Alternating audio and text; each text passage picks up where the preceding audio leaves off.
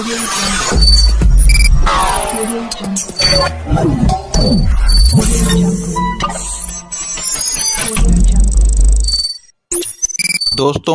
आज का हमारा ये वीडियो बहुत ही इम्पोर्टेंट होने वाला है।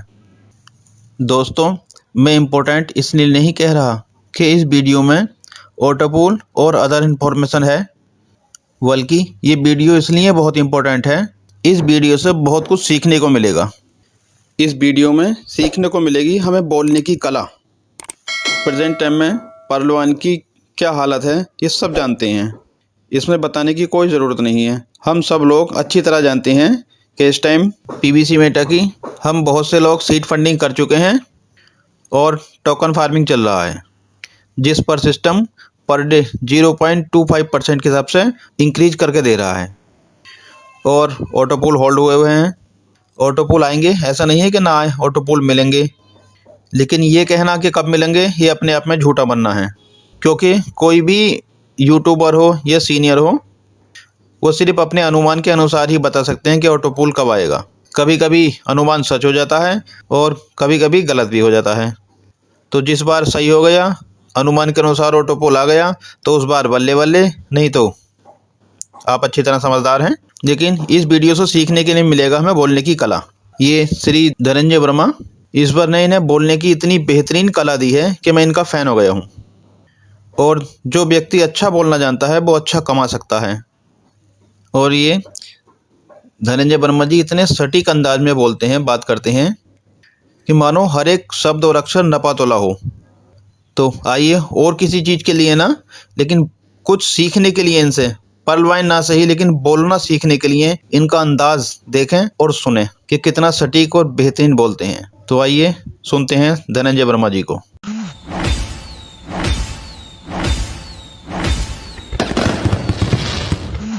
और एक छोटा सा परिचय फिर से देना चाहूंगा। धनंजय कुमार वर्मा, 3 अगस्त 2003 से मैं पत्रकारिता में हूं और लगभग इतने ही समय से मैं मल्टी लेवल मार्केटिंग को भी एंजॉय कर रहा हूं। लेकिन मेरे पास अनुभव सिर्फ 3.5 साल का है जो मैंने परलवाइन को दिया है, जो परलवाइन में बिताया है।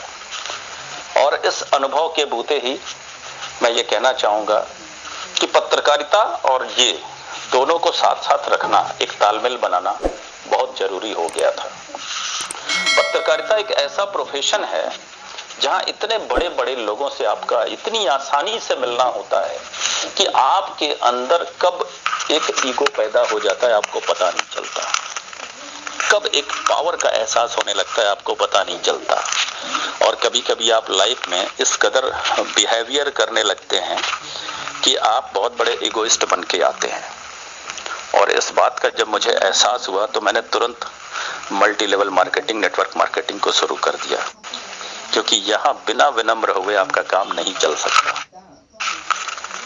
और इस तरीके से मेरा नेटवर्क मार्केटिंग में सफर शुरू हुआ था।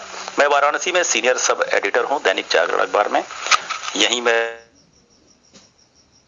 और मैं 3.5 साल से परलवाइन को एंजॉय कर रहा हूँ।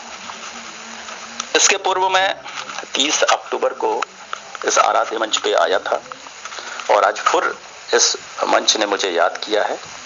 इस 20 दिन में जो हालात पैदा हुए हैं उस पर कुछ चर्चा अवश्य करूंगा। उस हालात पे अभी एक लाइन का जिक्र किया सागर सुमन सर ने, तो मैं एक चर्चा अवश्य करूंगा। लेकिन एक कहानी के माध्यम से आज एक आप लोगों को एक कहानी सुनाऊंगा। मुझे लगता है कि ये कहानी आप लोगों ने नहीं सुनी होगी और आपको बहुत पसंद आएगी। और इस कहानी का संबंध परलवाइन से बहुत ज्यादा है, और वो ये है, लड़का और एक लड़की दोनों आपस में बहुत प्रेम करते थे और बहुत प्यार भरा जीवन उनका बीत रहा था। उनकी शादी नहीं हुई थी, वो प्रेम में थे और इस कदर प्रेम में थे कि पूरी दुनिया जान चुकी थी कि ये लड़की इस लड़के के बगैर जिंदा नहीं रह सकती और ये लड़का इस लड़की के बगैर जिंदा नहीं रह सकता था। दोनों की जोड़ी बहुत अच्छी थी, लोग देखकर कहीं न कहीं अंदर से आशीर्वाद दिया करते थे। लेकिन जैसा होता है हर व्यक्ति की लाइफ में, कुछ न कुछ मोड़, कुछ न कुछ उलझन, कुछ न कुछ ऐसा वक्त आता है जो परीक्षा लेता है। और ऐसा वक्त लड़की के जीवन में आया। उसके पहले प्यार तो उसके माता पिता थे और माता पिता चाहते थे कि उनकी पसंद से उसकी कहीं शादी हो। वो शादी कर लेती है, उसकी शादी कहीं और हो जाती है। और जिस दिन दुनिया वालों को ये बात पता चलती है कि लड़की की शादी कहीं और हो गई, तो उनको बहुत दुख होता है इस बात का कि अब इस लड़के का क्या होगा। ये तो मर जाएगा इसके बिना, ये तो इसका पूरा जीवन बर्बाद हो गया, ये नहीं होना चाहिए था। लेकिन जिसने भी इस शादी के बाद उस लड़के को देखा, वो पहले जैसा मस्त, बिंदास, खुशहाल अपना जीवन जी रहा है। लोगों को बड़ा अचंभा हुआ, बहुत आश्चर्य हुआ कि ये कैसे संभव है। ये तो दोनों एक दूसरे के बिना जो रह नहीं पाते थे, आज वो उसकी शादी हो गई, कहीं और चली गई, फिर ये कैसे रह ले रहा है, क्या राज है इसका। तो लोगों ने कहा कि भाई किसी सदमे में हो कि पागल तो नहीं हो गए हो, तुम्हें दुख नाम की चीज नहीं है क्या, उस लड़की से तुम्हें प्यार नहीं था। बोला ये किसने कह दिया कि प्यार नहीं था, मैं तो आज भी उससे इतना ज्यादा प्यार करता हूं जितना पहले ही करता था। तो बोले तुम्हें उसके जाने का कोई दुख नहीं है, उसको खोने का कोई दुख नहीं है।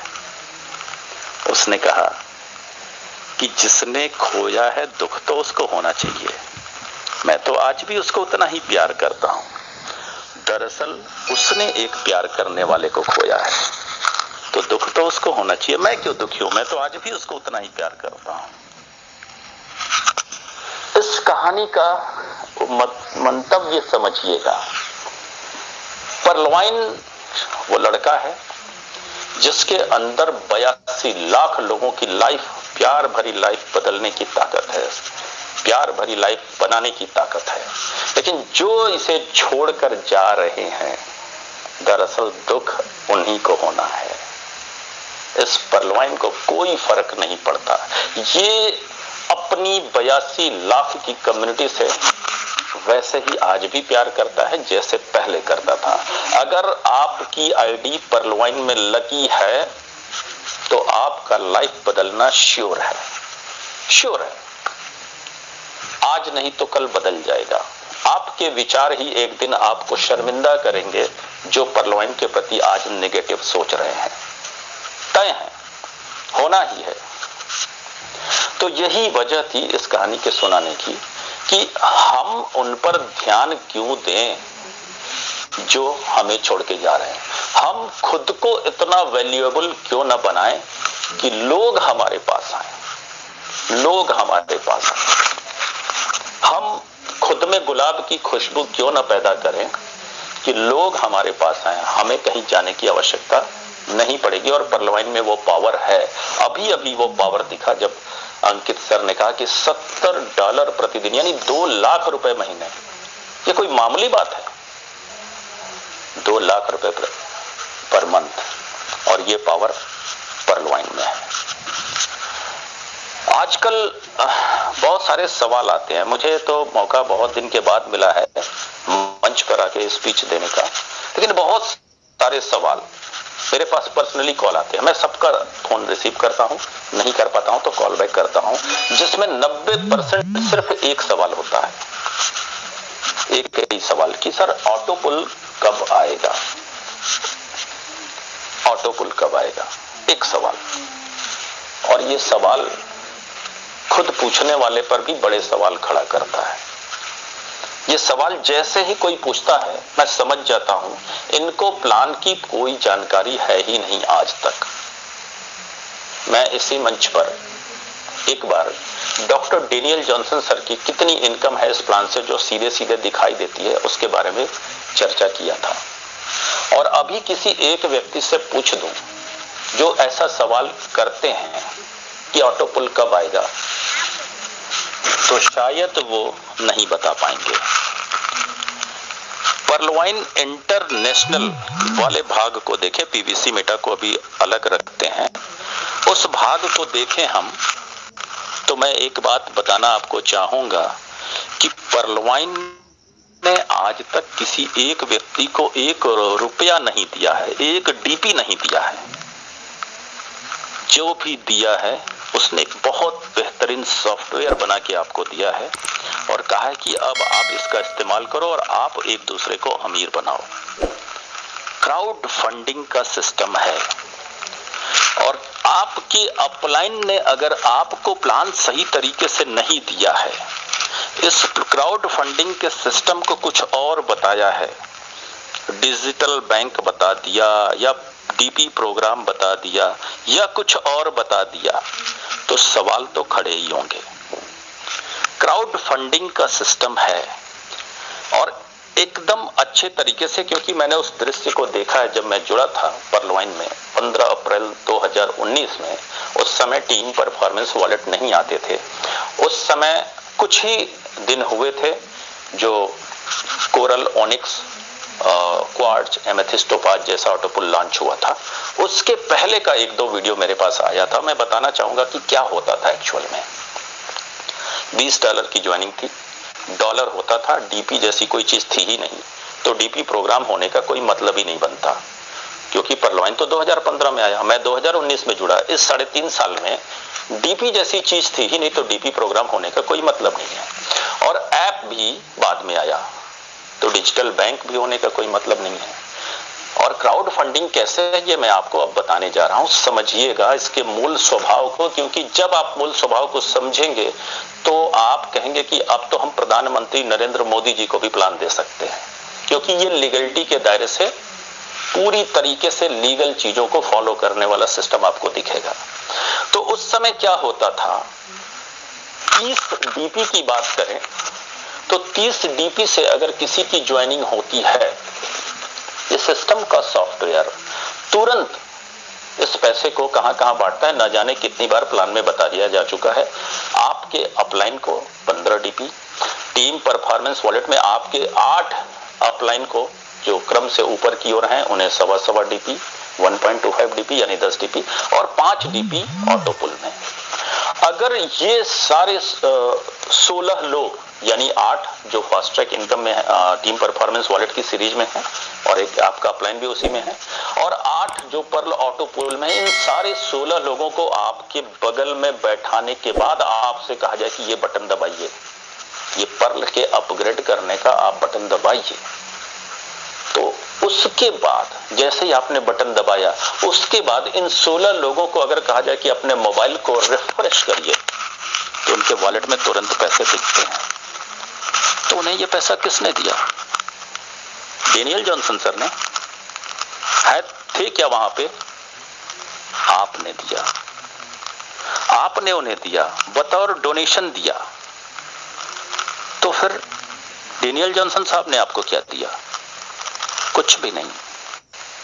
उन्होंने एक सॉफ्टवेयर दिया जिसकी मदद से आपने उन लोगों की जो उनकी जीवन में कुछ सपने हैं उसको पूरा करने के लिए अपना हिस्सेदारी दी, डोनेशन दिया, और देते समय भी आपको पता था कि इस पैसे के बूते आपको कुछ भी नहीं मिलने वाला। सिर्फ एक चीज मिलेगी कि आप एक अंतरराष्ट्रीय कम्युनिटी का हिस्सा बनते हैं। हिस्सा जब आप कोरल का अपग्रेड करते हैं तो क्या वहां डेनियल जॉनसन साहब होते हैं? ये जिनको पैसे जाते हैं अगर वो मोबाइल को रिफ्रेश करें तो उनको तुरंत विदिन सेकंड दिख जाते हैं। तो इस सिस्टम में पब्लिक एक दूसरे को पैसा देती है। डेनियल जॉनसन ने आज तक किसी एक व्यक्ति को कोई एक पैसा नहीं दिया, बल्कि जो बच गया वो रख लिया। कोरल अपग्रेड करिए 10 डीपी बच जाते हैं, वो रख लेते हैं। ओनिक्स अपग्रेड करिए 10 डीपी बच जाते हैं, वो रख लेते हैं। क्वार्ट्ज करिए तो 100, एमेथिस्ट करिए तो 500, टोपाज करिए तो 1000, रूबी करिए तो 2000। ये जो बच जाता है वो और रख लेते हैं। दिया कब इन्होंने? क्योंकि डीपी इनके सॉफ्टवेयर का है, इनके सिस्टम का है, जिसको पैसा देकर इन्होंने आपको बेचा था। तो जब आप इसका विड्रॉल लगाते हैं तो उसी में से आपको वापस कर देते हैं। इसके सिवाय उन्होंने किया क्या? और आप पूछते हैं कि ऑटोपुल कब आएगा? ऑटोपुल को तो आपने रोक के रखा है। ऐसे सवाल करने वालों से मेरा एक सवाल है कि पर्लवाइन इंटरनेशनल में लास्ट ज्वाइनिंग आपने कब लगाई थी? और नहीं लगाई थी तो ऑटोपुल आएगा कैसे? तो ऑटोपुल डेनियल जॉनसन सर ने नहीं, स्वयं सवाल करने वाले ने रोक रखा है। इस बात को उसे समझना पड़ेगा कि जो पर्ल वाइन इंटरनेशनल है वो क्राउड फंडिंग का सिस्टम है। अभी भी बहुत सारे लोग क्राउड फंडिंग को अच्छे से नहीं समझते हैं, तो मैं समझा देता हूं। समझना चाहिए, क्राउड यानी भीड़, फंडिंग यानी फंड किया जाना। जब भीड़ किसी को फंड करे तो इसे है। अपने देश, अपने इंडिया, अपने भारत की बात क्या, मैं पूरी दुनिया के किसी भी देश की बात करूं तो हर कंट्री में सोशल क्राउड फंडिंग और donation based crowd funding legal है, पूरी तरीके से लीगल है। यानी अगर प्रधानमंत्री के राहत कोष में पैसे जाते हैं तो क्या प्रधानमंत्री आपसे अपील करते हैं कोई मुझे पैसे दीजिए? पूरे कोरोना काल में न जाने कितने लाख करोड़ रुपए उस फंड में गए, किसने दिया? क्राउड ने। किसने फंडिंग की? क्राउड ने। जितनी भी पॉलिटिकल पार्टियां हैं इनको पैसे जाते हैं, कौन फंडिंग करता है? क्राउड। और आप खुद भी क्राउड फंडिंग करते हैं। हो सकता है आज भी कुछ लोग करने जाएं, जिनको कहीं किसी के घर शादी में जाना हो, वो एक लिफाफे में कुछ न कुछ कैश रख कर जाते हैं कभी उपहार देने के लिए। ये क्या है? Crowd funding. जब क्राउड फंडिंग किसी थर्ड पार्टी के माध्यम से किया जाता है, उसके जरिए, व्हाट्सएप के जरिए आपको कोई मैसेज आया, फेसबुक के जरिए आया, टीवी, अखबार, किसी भी अन्य मीडिया के जरिए आपको एक ऐसा मैसेज मिलता है कि यहाँ एक बच्चे की तबीयत खराब है, अगर उसको 1 करोड़ लोग भी 1-1 रुपए दे दें तो उसकी लाइफ हो सकती है, बन सकती है। उससे अपील कर दे कि आपसे जो मदद बने कर दीजिए। ऐसा व्हाट्सएप और फेसबुक पे आपने कई बार देखा होगा। 10 करोड़ लोगों तक आज के युग में मैसेज जाने में विदिन अ सेकंड लगते हैं सर।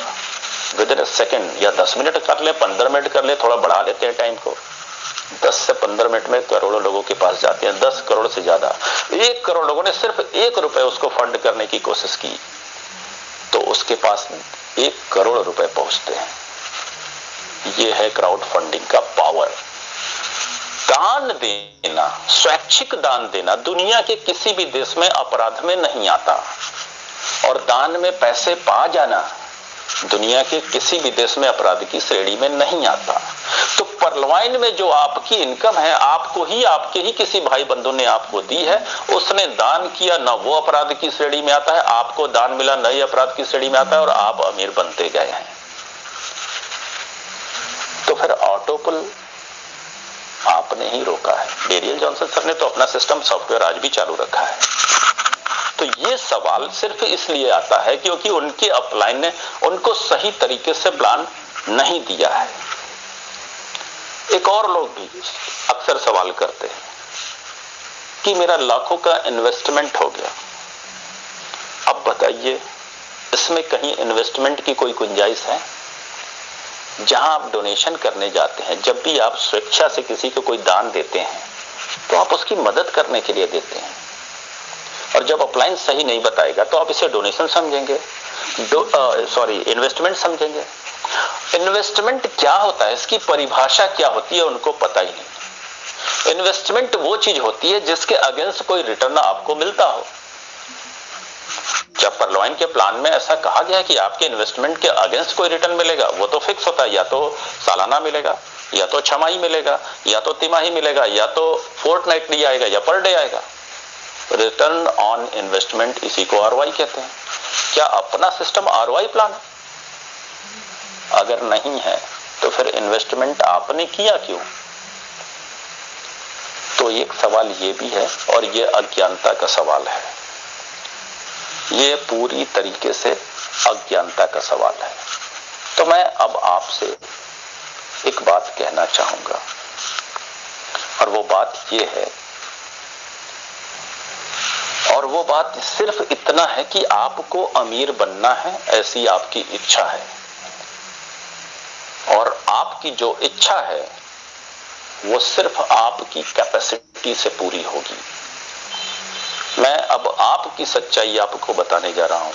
आप अमीर बनना चाहते हैं, ये आपकी इच्छा है, और आपकी इच्छा आपकी क्षमता से पूरी होगी। दुनिया के किसी भी सिस्टम में रहिए, चाहे पर्लवाइन हो, चाहे ट्रेडिशनल बिजनेस हो, चाहे जॉब हो, नौकरी हो, दुनिया के किसी भी पैसे कमाने वाले सिस्टम में रहिए, अगर आपको करोड़पति बनना है, अगर आपको अरबपति बनना है, तो ये आपकी इच्छा है और इस इच्छा को पूरी करने के लिए आपके अंदर वो क्षमता होनी चाहिए।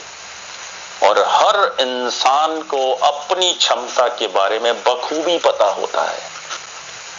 तो जो आपकी इच्छा है, या तो उसके बराबर अपनी क्षमता बढ़ा लीजिए, नहीं तो जो आपकी क्षमता है उसी के बराबर अपनी इच्छा कर लीजिए। गणित के फार्मूले की तरह साफ है ये। और अगर इसके बावजूद इस फार्मूले को आप नहीं समझ रहे हैं तो दुनिया को नहीं, आप खुद को धोखा दे रहे हैं।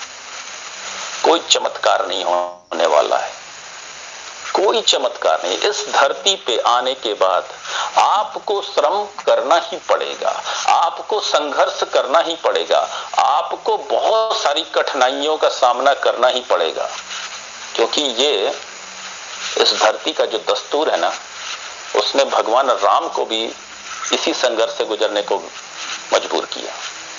और जब गुजरे तो मर्यादा पुरुषोत्तम राम बन गए। जब अंकित जी को मैं देखता हूं कि जब वो स्विग्गी के डिलीवरी बॉय थे, तो क्या संघर्ष था। मैं देखता हूं ऐसे लोगों के जीवन को, लेकिन उस संघर्ष के दौर से आज गुजरने के बाद आपके सामने $748 का टोकन फार्मिंग करते हैं और $70 पर डे की वहां पे पहुंचते हैं, तो ये उन संघर्षों की बुनियाद पे ये इनकम आती है। आप कब करेंगे ये संघर्ष? अपने हिस्से का संघर्ष हर व्यक्ति को करना पड़ेगा, क्योंकि संघर्ष करके जो आपका लाइफ है जो पॉलिश्ड होगी, वो चीज दान में या फ्री में या मुफ्त में या अचानक से कोई लॉटरी की तरह आ जाए तो नहीं होने वाला है। आपको पैसा चाहिए, आपको पैसा चाहिए।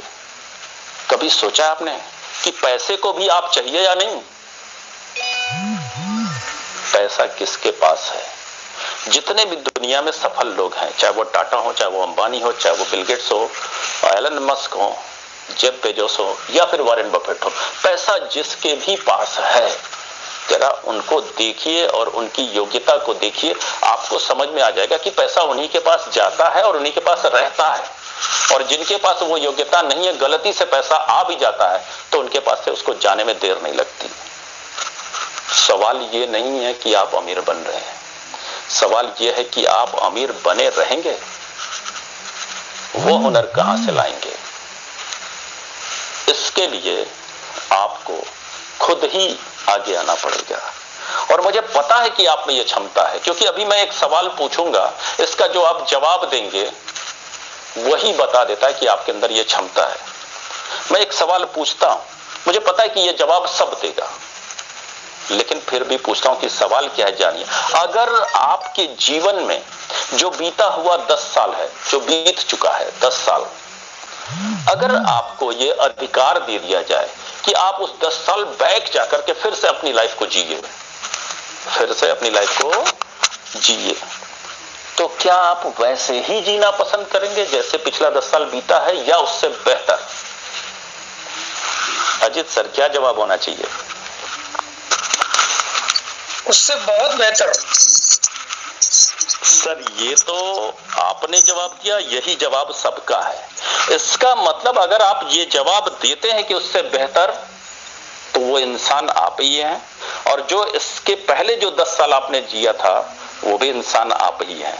यानी आपके अंदर बेहतर करने की क्षमता है, तभी आपने ये जवाब दिया। और ये हर इंसान में बेहतर करने की क्षमता होती है, बस हनुमान जी की तरफ से याद दिलाना पड़ता है। लेकिन ये याद रख लीजिए कि बिना अपने हिस्से का संघर्ष किए हुए आप अगर करोड़पति अरबपति बन गए, तो डेफिनेटली बिहार के सुशील कुमार की तरह एक्सीडेंटल करोड़पति बन जाएंगे। जो कौन बनेगा करोड़पति में 5 करोड़ तो जीत जाते हैं, लेकिन आज उन्हें यूट्यूब पे सर्च करेंगे तो अपने गांव में साइकिल पर दूध की सप्लाई करते हुए दिख जाएंगे, कर्ज में डूबे हुए, क्योंकि अपने हिस्से का संघर्ष नहीं किया। तो पैसे को संभालने का हुनर उनको नहीं आया। और पैसा आना कोई बहुत बड़ी बात नहीं है। लेकिन पैसे को संभालना, उसको संभाल कर रखना, ये बहुत बड़ी बात है। आप सभी भगवान की पूजा करते हैं। अभी अभी जब टोकन फार्मिंग हो रही थी तो बहुत ही सुंदर श्लोक अजित सर ने सुनाया। कभी देखा है लक्ष्मी जी के साथ किसके साथ वो ज्यादा रहती है? वो भगवान विष्णु की पत्नी है, उनके साथ रहती है। उनको पालनहार कहा गया है। यानी ब्रह्मा जी ने सृष्टि इस दुनिया को बना दी, लेकिन विष्णु जी जो पालनहार है वो इस दुनिया का पालन करते हैं।